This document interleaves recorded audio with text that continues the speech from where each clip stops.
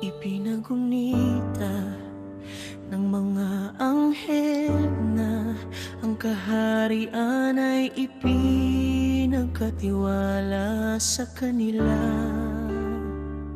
Bilang isang banal na deposito at sa pamamagitan ng isang buhay na ang katapatan kanilang pararangan nagmamahal na Yahweh, alahaya na nagpakumbaba at naging panauhin ng taon. Kailangang manatiling matatag sina Adan at Eva sa harap ng mga pang-akit ng kaaway, upang kanilang patagagin ang walang hanggan tagumpay ng harian ng liwanag sa pagsasalita ng masayang gantim. Palang susunod sa kanilang tagumpay, ipinahayag ng mga anghel na plano ng Yahweh na ilipat ang makalangit na Jerusalem sa lupa, doon muling isasama sa paraiso.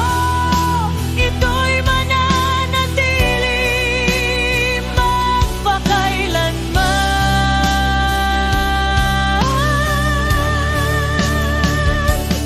At ang tao na masunurin sa lumikha ay maghahari magpakailanman sa bundok ng Zion, sa gitna ng mga papuri ng mga hukbo ng sansinukob.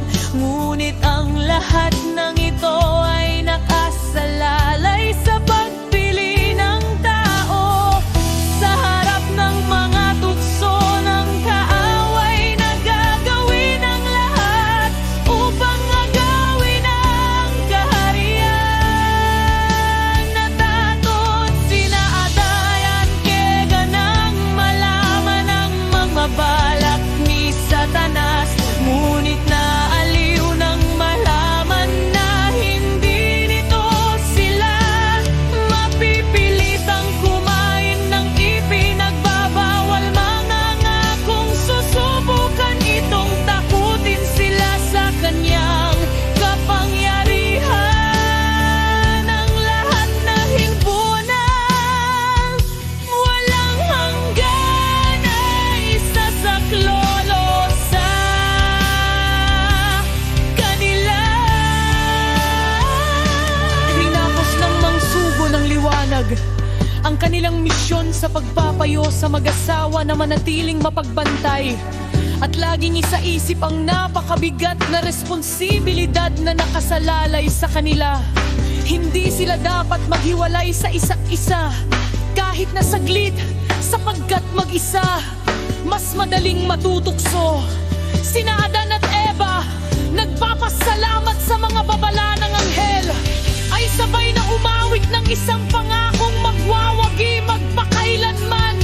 Sila ay sigurado na hindi nila kailanman iiwan ang mapalad na lumikha at hindi makikinig sa tinig ng manunukso. Napasiglala sa pangako ng tao, ang dalawang sugo ay bumalik sa makalangit na Jerusalem, kung saan kasama ang mga banal na hukbo. Sila'y naghihintay ng may pag-aalaala sa inaasahang tagumpay.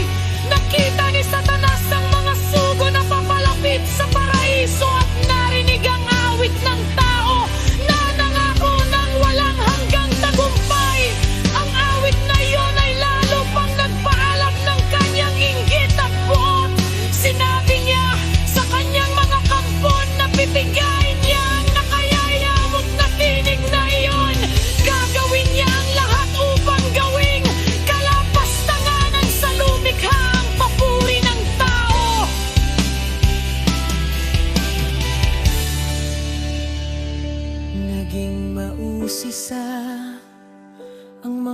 rebelde sa kanyang mga plano.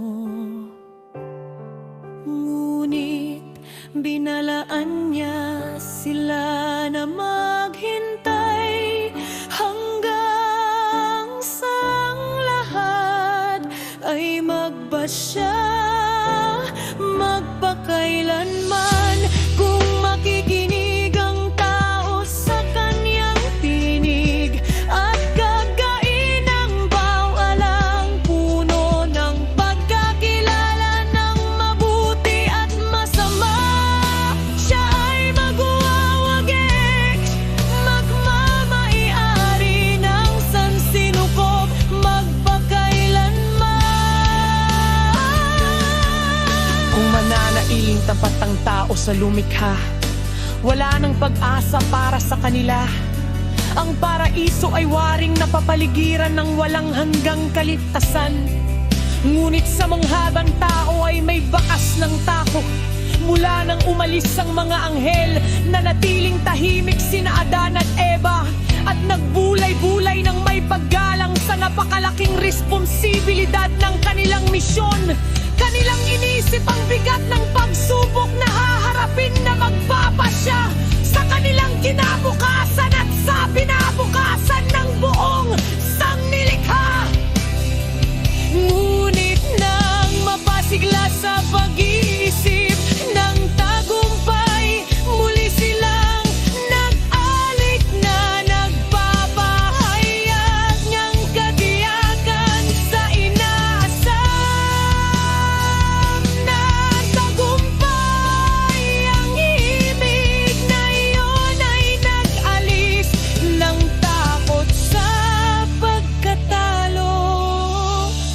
Masaya sila'y tumakbo sa mga luntiang parang kasama ang mga masiglang hayop na waring nakikisaya sa kanila. Kanilang naramdaman ng ligtas sa kanilang paraiso at lubusang nakalimutan ang panganib ng isang posibleng pagsalakay. Si Satanas na palihim na